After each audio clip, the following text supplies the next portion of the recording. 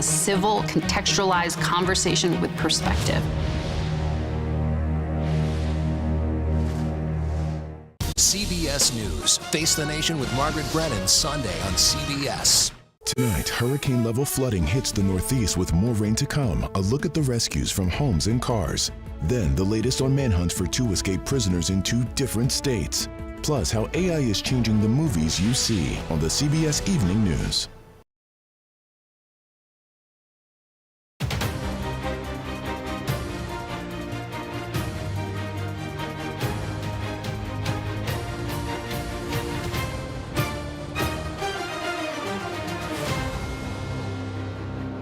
Strengthen NATO in terms of the military capacity of both Greece as well as Turkey, and allow Sweden to come in. Cluster bombs should never be used. That's crossing a line. This partisan attack by Republicans, supported by Donald Trump, is a badge of honor.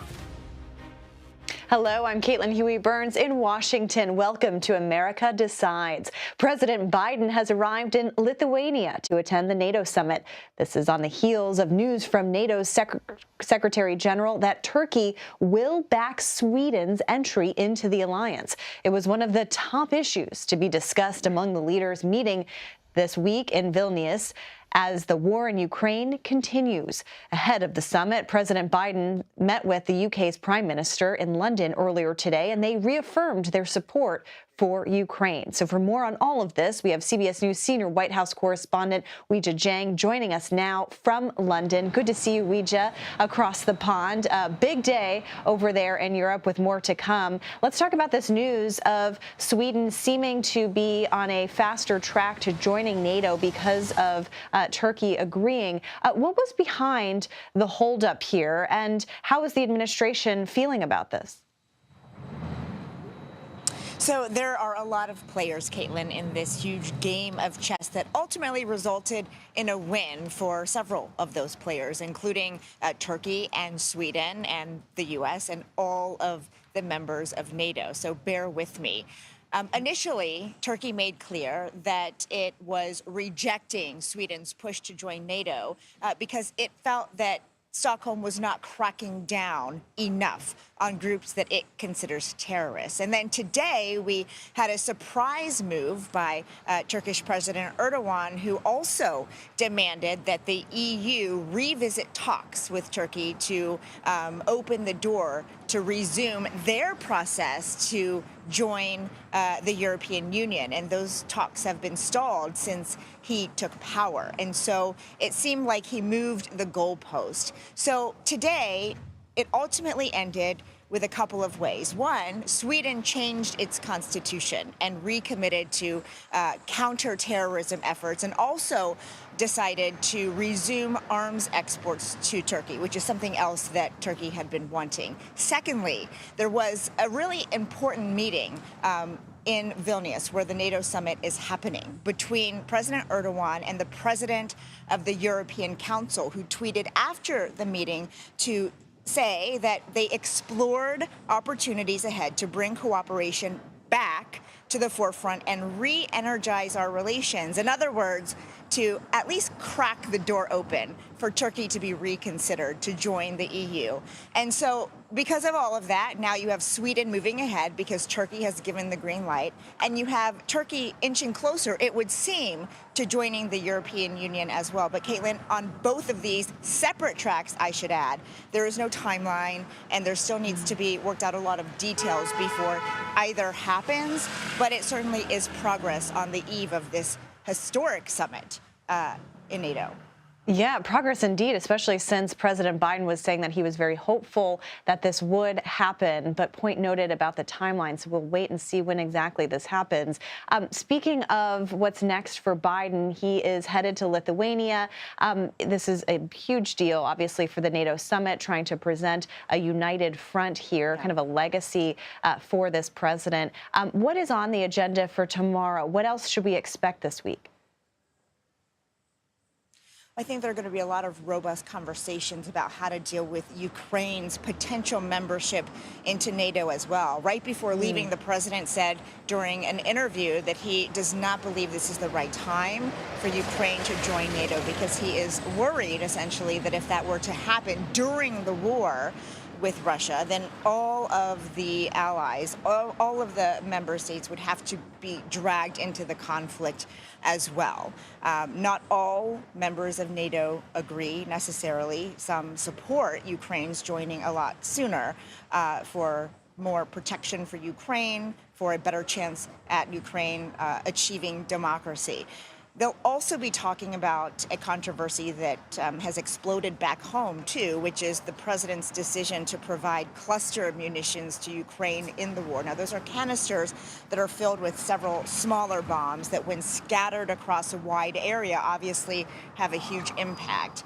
And there are members of the president's own party who point to the fact that over 100 nations ban these weapons and that they could have duds and explode at a time that is unexpected, that could possibly hurt civilians. And so that will be a topic that the president has to defend his decision on as well. So a lot to discuss, but the bottom line, you're right, Caitlin, is to present a united front again, to send a message to Putin that this alliance is only strengthening by the day. All right, Weijia Jiang traveling with the president. I know we'll hear from you later this week as you continue on covering this summit. Thanks so much for your time and reporting. And turning back here to Washington, lawmakers are back in session this week from their July 4th recess, and they have a long to-do list, and that's why we have CBS News congressional correspondent Scott MacFarlane joining us now from Capitol Hill. Hey there, Scott. Good to see you. So what are lawmakers hoping to get done before their next recess next month, specifically on guns? I know you have some new reporting. Yeah, there's two different things, Caitlin. There's legislating, and then there are hearings and arguments. In terms of legislating, they'll do the things they have to do. They have to authorize the military for next year. They'll get to starting that this week. They have to approve spending bills to prevent a government shutdown. It's not clear how they're going to figure that out before September 30th and a shutdown deadline. But about those arguments and those hearings, those resume tomorrow. But let's talk about guns first. There are arguments that Congress should take up gun control legislation after all those mass shootings last week, from Fort Worth to Cleveland to Baltimore. House Democrats are pushing what they call a discharge petition, a technique the minority can use to force a debate and force a vote on anything in the U.S. House. They have a few discharge petitions in the works. They're going to keep pushing them this week.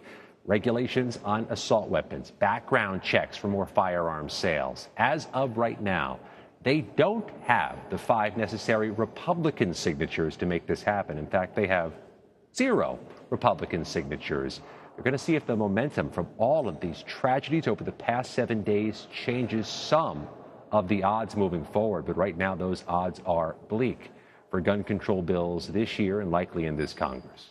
Yeah, some tough headlines over the weekend especially. Kind of switching gears, but staying with these hearings, we're going to hear from golf tomorrow on Capitol Hill. This hearing on the agreement between the PGA Tour and Live Golf, that's expected tomorrow. What exactly are we anticipating there? Recall, this is a huge controversy in the world of sports that now transcends sports. This controversial agreement between the PGA, the Professional Golfers Association, and the Saudi-backed and Saudi-financed Live Golf. This has drawn a ton of consternation, not just here on Capitol Hill, but among some of the fans, among some of the players themselves. The PGA has argued it had to cut this deal with the Saudi-backed company to end a tumultuous couple years of lawsuits, player poaching, and challenges that could have knocked the PGA out of business.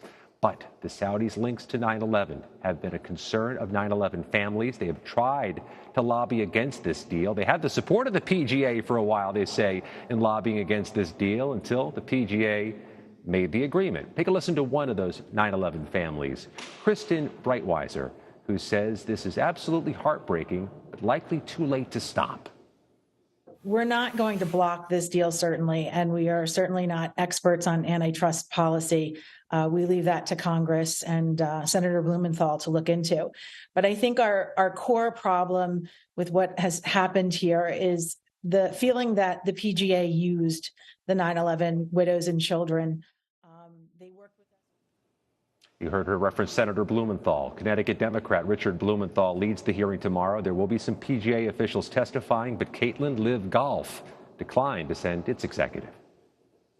Of great interest, especially to me after having watched Netflix Full Swing. I'm excited for next season to see how they cover all of this, and we'll see how Congress covers it as well. Scott McFarland, thank you very much for your reporting. And coming up next, Dianne Feinstein's Senate seat will be up for grabs in California in 2024, and several prominent House Democrats are looking to succeed her. One of them is Congressman Adam Schiff, and he joins us next to make his case. You're streaming America Decides.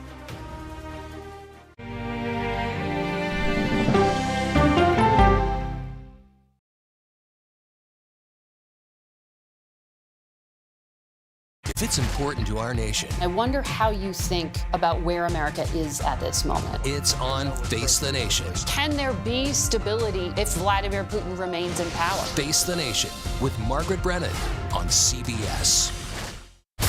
America Decides, taking you inside American democracy. The most important stories on a day-to-day, hour-to-hour basis. You're going to hear a lot of reporting. It is clearly a pivotal moment. Gun control, the economy, education. Both sides of the political aisle fight it out for power. Bringing you the analysis that you need. Thoughtfully, with context. Be part of the conversation. On CBS News Streaming. Welcome to America Decides.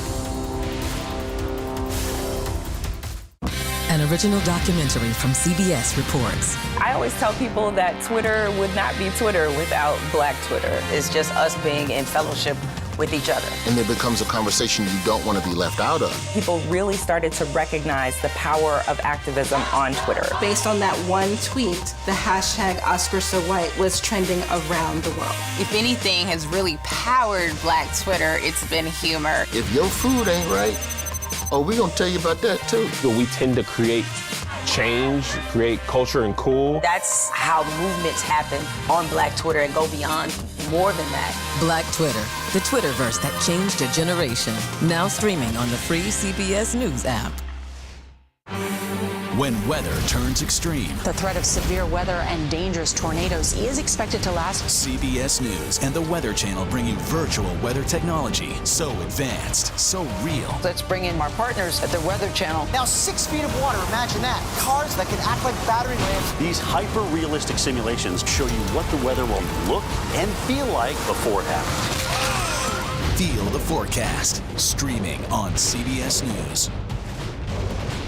An original documentary from CBS reports. The carnage in our nation's schools has become painfully repetitive. Now one more child! School shootings have parents fighting mad. I promised my daughter I was going to fight. It's going to keep on happening. And teachers taking lessons in how to fight back. This is an exercise. We approach it as it's you or them. It shouldn't have to be your teacher's job to protect your life. But will the battle over gun control, People are afraid that they're going to lose their gun rights altogether. be the hardest lesson of all? The exercise, you're having to shoot at an adult. Are you prepared to have to kill one of your students? Guns in the Classroom, now streaming on the free CBS News app. She's the most successful alpine skier, male or female, ever, and a worldwide inspiration. We need a lot of women doing sports really, really well. The story of Michaela Schifrin's game-changing reign at the top of the slopes when we go person to person. Welcome back to America Decides. Katie Porter, Barbara Lee, and Adam Schiff are the most prominent Democrats vying to take on Dianne Feinstein's Senate seat in 2024. So far, the Schiff campaign has been dominant in the battle over fundraising. He's raised more than $8 million in the last 3 months, and for the previous quarter, brought in more than Porter and Lee combined.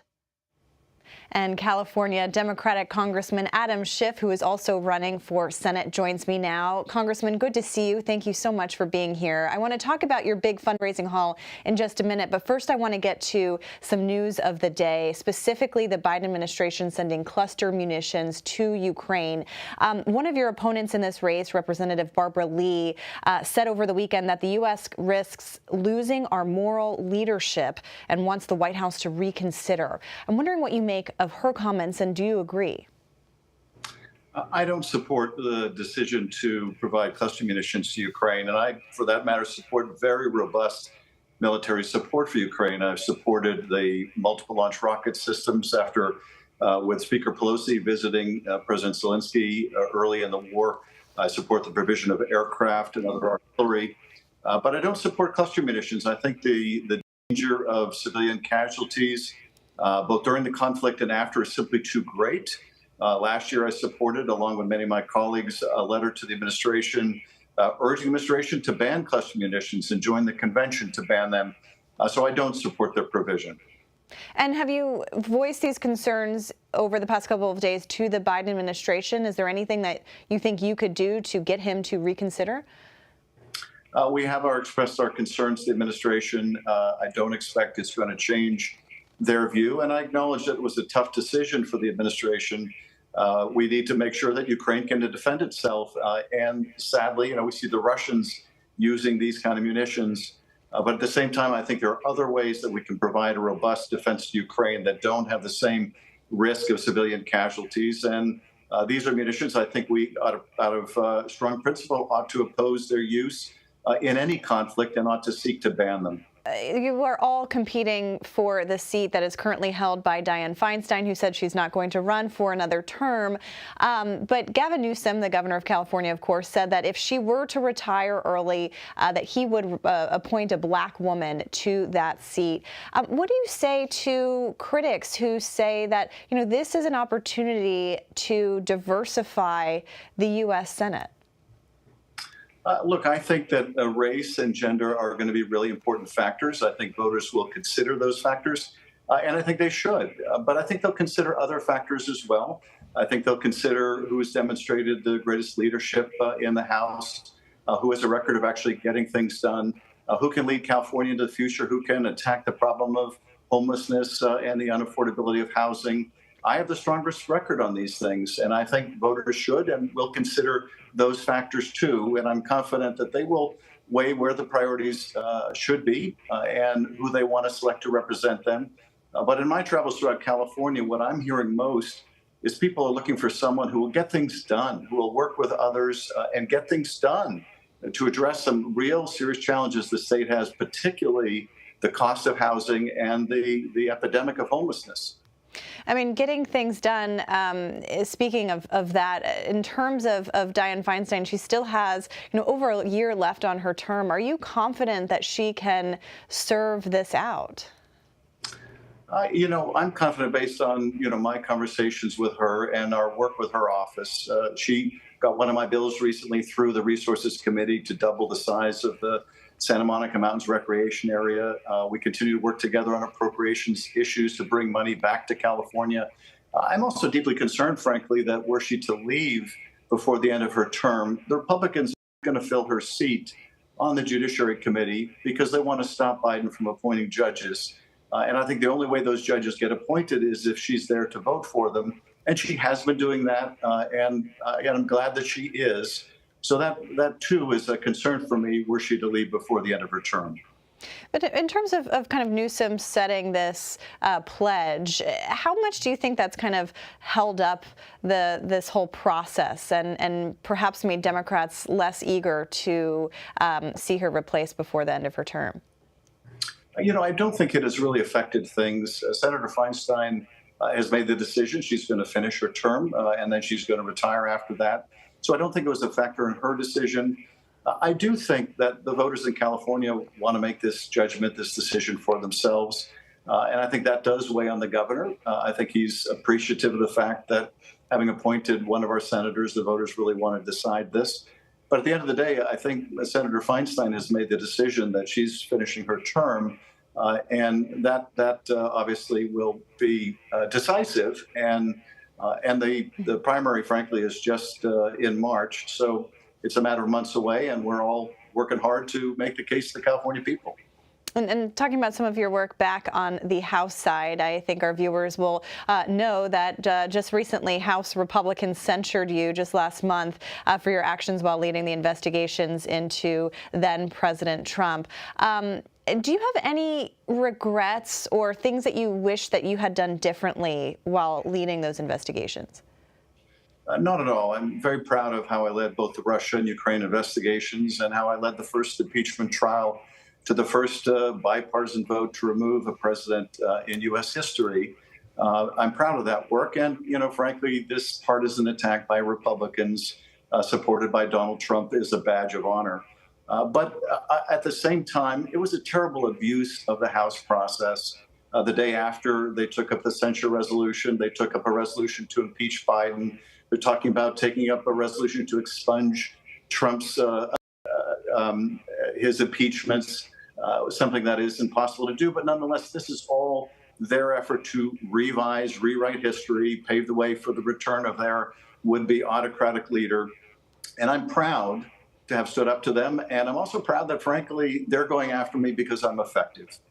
Folks that aren't effective, they don't worry about. And Donald Trump and his enablers in Congress feel I have been among the most effective in standing up to them when they're violating and abusing their power. You mentioned this as a badge of honor. I'm curious, given this big fundraising haul that you had past quarter, over $8 million, do you think that this censure helped your fundraising efforts?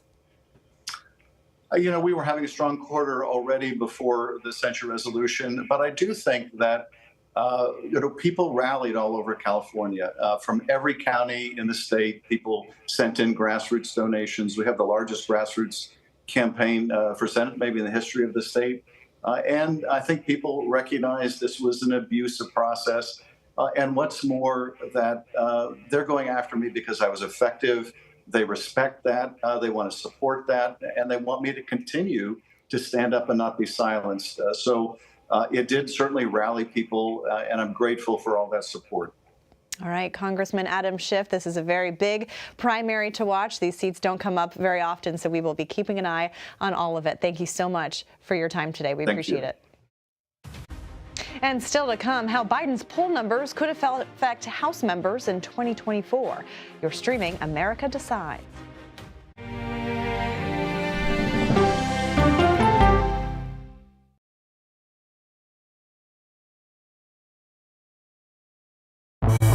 An original documentary from CBS reports. Controversial Congressman George Santos. Why won't you answer our questions? How did he manage to get elected? Thank you very much, and God bless you, and God bless the USA. George Santos' campaign was a campaign of deceit, lies, fabrication. And who is he, really?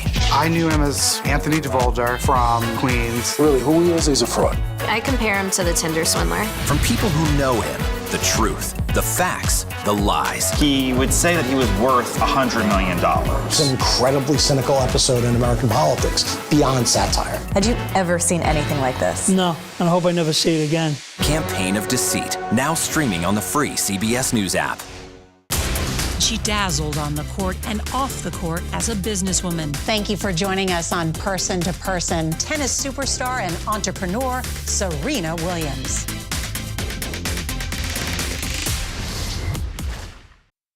An original CBS Reports documentary. I asked my students, what are we going to do about racism in the United States? The backlash over teaching about racism in American schools. I don't think it has any place in the classroom. We can either pretend and say, no, we're not racist and we're all great people, or we can actually start to do the really, really hard work of addressing it. How did you lose your job? I made the statement that white privilege is a fact. Is it helping diversity and inclusion? When you bring in different people's stories and experience, it enriches education. If you don't talk about something, it doesn't go away. Or driving us further apart. What schools are doing to our children in the name of anti-racism is in fact teaching them racism. The intention is to put us in this war against each other. An original CBS Reports documentary, streaming now.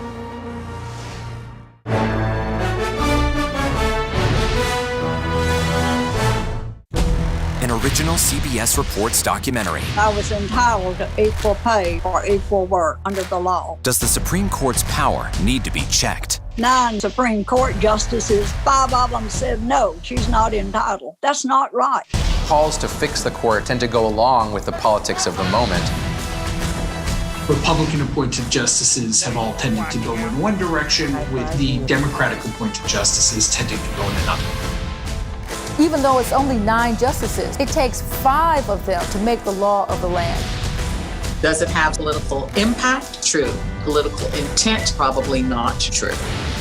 If the American people don't trust the judgment of their court, that's a real problem for our democracy. An original CBS Reports documentary streaming now.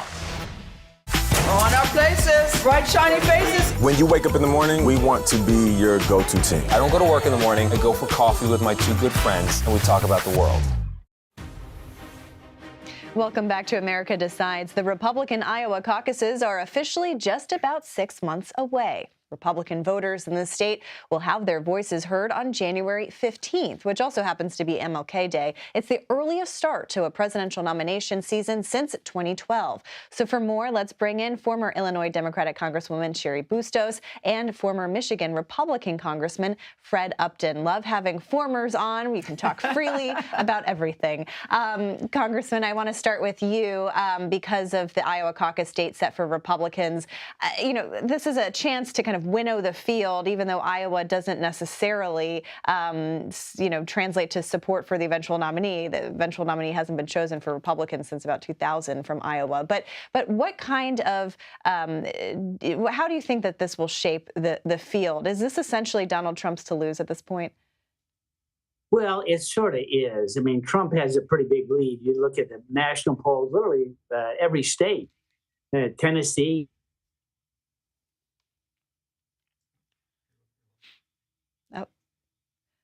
All right, we will come back to him in a second. I do want to talk to you because you obviously used to chair the DCCC, the Democrats' campaign arm for House Republicans, focusing a lot on the presidential race, but these down-ballot races are super important, obviously, and Democrats want to win them back. The DCCC is endorsing in primaries this time around. Do you think that that's going to have any effect on the field, and how realistic is it that Democrats could take over the House? Well, I'll tell you what is said publicly and what is done behind the scenes sometimes are two different things. Since as you introduced us, you said we're former and we can be candid. You can be candid. So, look, it becomes obvious the farther along you go in a campaign who's raising the money, who's getting the endorsements locally, who's getting the support, who's building the kind of team you need. And in the end, you want to make sure whoever comes out of the primary is going to be the best candidate to win in the general. And that's really what the Democratic Congressional Campaign Committee is all about. You want the best candidate to run against a Republican, either to defeat a sitting Republican or to hang on to, if it's an open seat, to hang on to the seat. We'll go back to, I believe we have Congressman Upton back with us. There you are. Great. So we were just talking about how Iowa could winnow the field, and essentially if Republicans are resigned to the idea that Donald Trump would be the nominee. Well, it is going to winnow the field. It always has. But you start having these primaries pretty close together. But it helps Trump. The more people that are in, the better he is, because he's going to maintain that 30% lead or 35% effort all throughout the process. So he's in pretty good shape as we're looking at literally about 6 months out. And I know that you have backed a effort by No Labels to get on the ticket, get on the ballot, at least in Michigan, and they're working to get on the ballot in other states. What kind of effect do you think that has? I mean, some critics have said that could kind of open the door for Trump. Well, a couple of things. First of all, we're looking to get on the individual state ballots in all 50 states by the end of the first quarter next year. We just got on Utah's ballot last week. We're in play in nearly 24 states now to try and get on the ballot to get the right number of signatures for this third party No Labels. But in essence, if it's Trump and Biden and the majority of Americans say, no, we don't want a rematch again, that's what we're shooting for, to actually have a Republican presidential candidate and a Democrat vice presidential Democrat candidate. But if it's not Trump and Biden, or if Biden has a statistical lead, we'll throw the cards in. We don't have to decide until August of 24. But in the meantime, we're working to get on the individual state ballots. In New Hampshire's, we're doing a big launch next week in Manchester. And Congresswoman, I'm wondering what you make of that as a Democrat. Is that something that you think could open the door to a Trump presidency? Would you encourage a third-party ballot? No, I actually have concerns about it. I was a member of the Problem Solvers Caucus, which is affiliated with No Labels. in the very start of it. It started right around 2012. I was first elected in 2012, and I was very enthusiastic about it. I remember at new member orientation where all of the Democrats who are just elected before we're even sworn in, we go to Harvard at the Kennedy School of Government, and you learn about the processes. And they had a presenter. It was Mark McKinnon, actually, who's with the circus now, the show The Circus. He presented about no labels, and I was very excited about it. I joined as soon as I was sworn in. And now I see this as something that is going to hurt President Biden in his reelection efforts. You know, Fred, I appreciate the fact that you say that if it looks like it's going to be harmful and going to lead to Trump's election, that you'll back out. But I think it could do a lot of damage, and I have a lot of concern about it. And in terms of the effect that Biden could have down ballot for Democrats, kind of going back to what we were talking about before, how realistic, is it realistic that Democrats could take back the House? And do you think Biden at the top of the ticket is a hindrance or a help to them, or do you think they have to run independent of it? I do think the Democrats can take back the House. I mean, if you look at the last election cycle, we barely lost the majority. We did lose it, which is, you know, and now we're dealing with, you know, all of these massive investigations, one after the next under Kevin McCarthy's leadership. But it was, if you looked at the state of New York, where we bombed, Democrats did very poorly in the state of New York, which we should not have. They're going to be redrawing those districts. Same thing in North Carolina. We know we're going to pick up a seat in Alabama. You know, so if you look at the map, we have the ability to actually win back the majority again. Joe Biden has a story to tell. It's a really good story. He has fought for the working class people. Just about unlike any president in at least my lifetime. And, you know, we're doing really well on unemployment. We've got the fastest growth, post-pandemic growth of any industrialized nation. Our interest rates are starting to level off. Gas prices are going down. We're rebuilding our country, the infrastructure, unlike we have not done since the Eisenhower administration. So we've got great story to tell, a lot of stories to tell, and we just have to keep telling them over and over and over again. Big question about whether voters are actually feeling it. Still a long way to go between now and then, and we will see how these primaries shape up, starting with Iowa as the caucus in January. Sherry Bustos and Fred Upton, thank you so much for being here. We appreciate it. And that does it for us today. You can stream America Decides Monday through Thursday at 5 p.m. Eastern. You're streaming CBS News.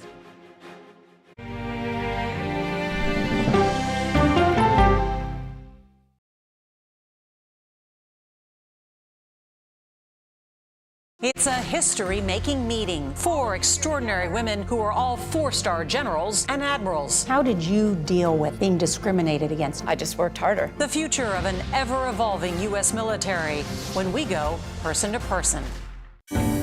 Stories start with the who, what, when, and where. CBS News has been following this story. Camilla, why is the government relying